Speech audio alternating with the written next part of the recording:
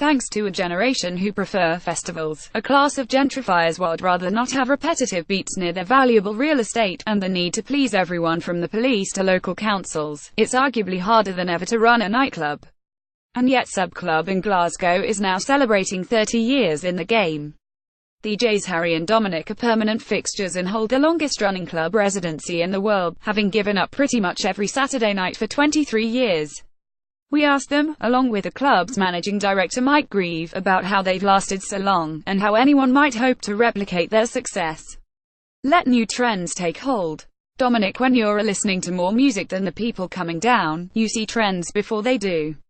There'll be track in a record shop that'll sound different to everything else, and you'll want to play it. Reactions will be curious at first, they won't go for it straight away, but after 4 weeks of playing it, people will be going nuts. Take the old wild pitch sound. When it came out, it blew everyone away.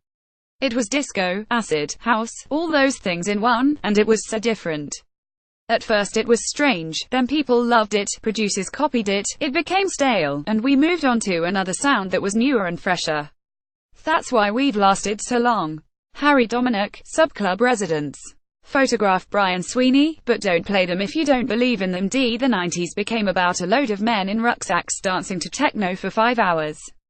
There was no funk, it was dark, banging, heavy, 130 BPM all night, with no women, just white guys stomping around. Techno to us was Juan Atkins and Derek May and underground resistance, not this stuff coming out of Frankfurt. And when jungle came into Glasgow, that became a big thing. The house guys sold their records, saying jungle was the future.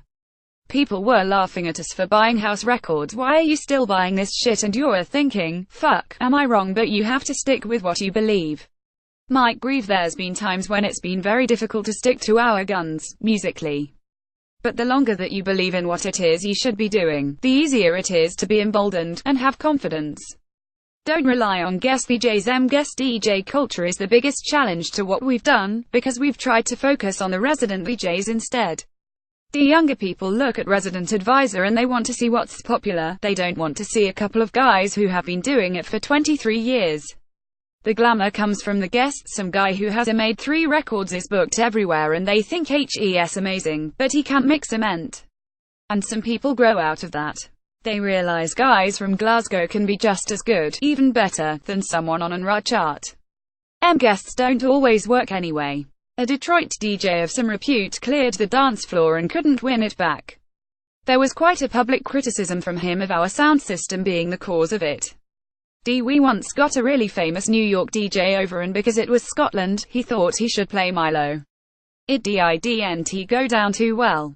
Burning the rulebook with a flamethrower. Sub Club. Photograph. Sean Bell. Dig into the past, Harry. Whether it's the boiler room effect or not, our crowd has got a lot younger in the last few years. It's definitely a good thing. Every week you'll hear a new record that reminds you of an old record, so you dig it out, and you remember that most of our audience won't have heard them, so to them it's new and exciting. It sounds fresh to us because we've forgotten them as well. Keep going, even if no one turns up, and perseverance has a lot to do with it, having faith and sticking to your guns. The first 18 months of legendary club night Optimo was dead. How many other clubs would have kept that night on, a quiet night on a Sunday? But Johnny and Keith could do their thing, because Sub Club believed in them. They didn't rip up the rulebook, they burned it with a flamethrower. It ended up selling out every week. I'd like to claim I was some kind of visionary, but I was probably just bored with the same things they were bored with. A flyer for Subculture's second birthday in 1996. Photograph. Sub Club. Stand up for yourself. I've been having a meeting with my licensing lawyer about a potential planning threat to our business right now. It's something I can get into, but you're beholden from the moment you become a licensee. Someone else has the power of life and death over your business. There's a lot of people who can influence those decisions, health and safety, police, from all different angles. And they're not necessarily rational. The perception of clubs as contributors to crime is very prevalent in society, and there's very little recognition of the economic impact. There's no point in letting drug dealers in your club and then complaining the police want to shut you down. You have to have your wits about you. Engage with good legal advice, maintain relationships with the authorities that you're dealing with, and ensure your own work practices are up to scratch. You have to keep your nose clean. I had a club in Aberdeen and we were absolutely victimized by the authorities in the 80s and 90s. They wanted us closed, and they succeeded eventually. They just didn't understand it. But things have changed a lot. There's a much broader acceptance and understanding.